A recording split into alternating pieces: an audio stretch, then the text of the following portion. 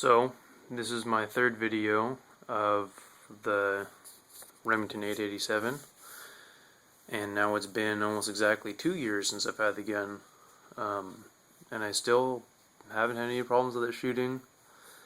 But yesterday was opening day, and apparently I had an obstruction in my barrel, and I unknowingly pulled the trigger, and everything was fine until I noticed, so you can see it there. Yep. That is what happens when you have an obstruction and the barrel expands. There's nowhere to go, and this stuff isn't flexible. I didn't really realize that,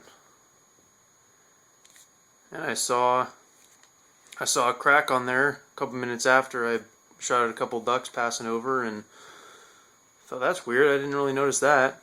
And then I looked on the side of the gun, and there was a big chunk taken out. So now this doesn't really change my attitude towards the gun. It's just I researched a little bit and tried to find barrels for it, because this is my fault. So Remington isn't going to do anything about it, and I mean, they might be able to repair it, but I'm going to give it a 90% chance they're just going to say I need to replace the barrel. And the only barrel I could find is the rifled deer barrel, and that's $280 or something. So I mean, for the price of the, I bought this for I think $400.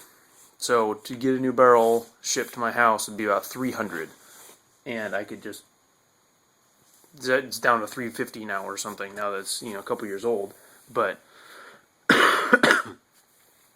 it's almost, it's not worth it to buy a new barrel. I mean, I'm just gonna keep shooting it how it is. It's not, you can't even tell that it's bulged out at all. I mean, I talked to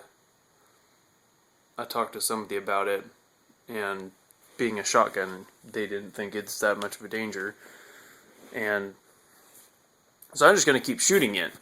But now that I've seen what can happen to it and how expensive it is and how rare those barrels are, I'd almost suggest, if you're pretty hard on your gun, it might be a good idea just to go with an 870. I mean, I still love it. I still love this gun, and I mean, it's just an accident. It was my fault. Just something that happens. But just now knowing that there's not replacement parts out there that I know of, I talked to him about replacing that barrel with an 870 barrel, and you can't do it. Only thing that's interchangeable on these guns is, I honestly don't even remember. There was only 2 parts on it, and it was like the recoil pad, and yeah, that was pretty much it. Maybe the magazine cap or something, but there was nothing interchangeable between the 887 and the 870. So that was kind of a bummer. I was hoping I'd be able to just slap an 870 barrel on there and call it a day, but looks like I'm just going to be slapping some epoxy in there until this thing dies, which I don't think it'll be for a while, because it's been holding up pretty good. I mean, it shot great.